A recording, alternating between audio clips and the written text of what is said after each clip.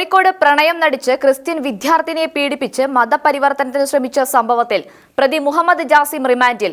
ഇന്നലെയാണ് പ്രതിയെ medical college police arrest ചെയ്തത്. അതിനിടെ പ്രതിയെ സംരക്ഷിക്കുന്ന നിലപാടാണ് പോലീസ് സ്വീകരിക്കുന്നതെന്ന് പെൺകുട്ടിയുടെ കുടുംബം ആരോപിച്ചു. ദേശീയ അന്വേഷണ ഏജൻസി സംഭവം ഗൌരവമായി എടുത്തതോടെ പ്രതിയെ അവരുടെ കസ്റ്റഡിയിൽ നിന്ന് രക്ഷിക്കാനുള്ള നീക്കമാണ് അറസ്റ്റ് നാടകത്തിന് പിന്നിലെന്നും ആക്ഷേപമുണ്ട്.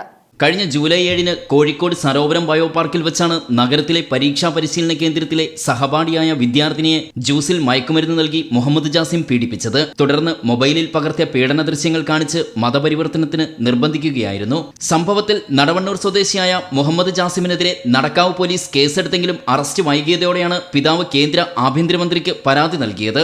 നടക്കാവ് പോലീസ് കേസിൽ ഒരു നടപടിയും സ്വീകരിക്കാതെ വന്നതോടെ പരാതിയുമായി പെൺകുട്ടിയുടെ കുടുംബമെത്തി. തുടർന്ന് കേസ് മെഡിക്കൽ കോളേജ് പോലീസ് സ്റ്റേഷനിലേക്ക് മാറ്റി. ഇതിനിടയിൽ NIA-യും IB-യും സംഭവത്തിൽ അന്വേഷണം ഊർജിതമാക്കി. ഇതോടെയാണ് പ്രതി മുഹമ്മദ് ജാസിമിനെ മെഡിക്കൽ കോളേജ് പോലീസ് കസ്റ്റഡിയിലെടുത്തത്. ഇന്നലെ വൈകുന്നേരം കസ്റ്റഡിയിലെടുത്ത ഇയാളെ രാത്രി തന്നെ മജിസ്ട്രേറ്റിന് മുന്നിൽ ഹാജരാക്കി റിമാൻഡ് ചെയ്തു. പ്രതിയുടെ ചിത്രമോ ദൃശ്യങ്ങളോ പകർത്താതിരിക്കാൻ രഹസ്യമായിട്ടായിരുന്നു പോലീസ് നടപടികൾ. പ്രതിയെ രക്ഷിക്കാനും തെളിവെടുപ്പടക്കമുള്ള കാര്യങ്ങൾ അട്ടിമറിക്കാനാണ് പോലീസ് ശ്രമിക്കുന്നതെന്നും പെൺകുട്ടിയുടെ പിതാവ് ഷെക്കേന ടെലിവിഷനോട് പറഞ്ഞു.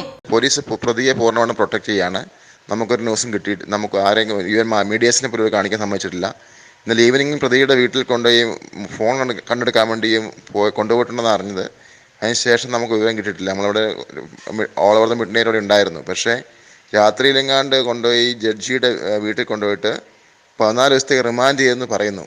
അതിനിടെ നിർബന്ധിത മതപരിവർത്തനം സംബന്ധിച്ച കേസിൽ ദേശീയ അന്വേഷണ ഏജൻസി അന്വേഷണം തുടങ്ങിയതിനു തൊട്ടു പിന്നാലെ പ്രതിയെ അറസ്റ്റ് ചെയ്ത് കേസ് അട്ടിമറിക്കാനുള്ള നീക്കമാണെന്ന വാദത്തിന് ശക്തി പകരുന്നുണ്ട്. നേരത്തെ സംസ്ഥാനത്തെ ഒരു മന്ത്രിയുടെ പേഴ്സണൽ സ്റ്റാഫ് അംഗം ഇടപെട്ടാണ് കേസ് അന്വേഷണം വൈകിയതെന്ന ആരോപണം ഉയർന്നിരുന്നു. ഷെക്കേന ന്യൂസ് ബ്യൂറോ, കോഴിക്കോട്.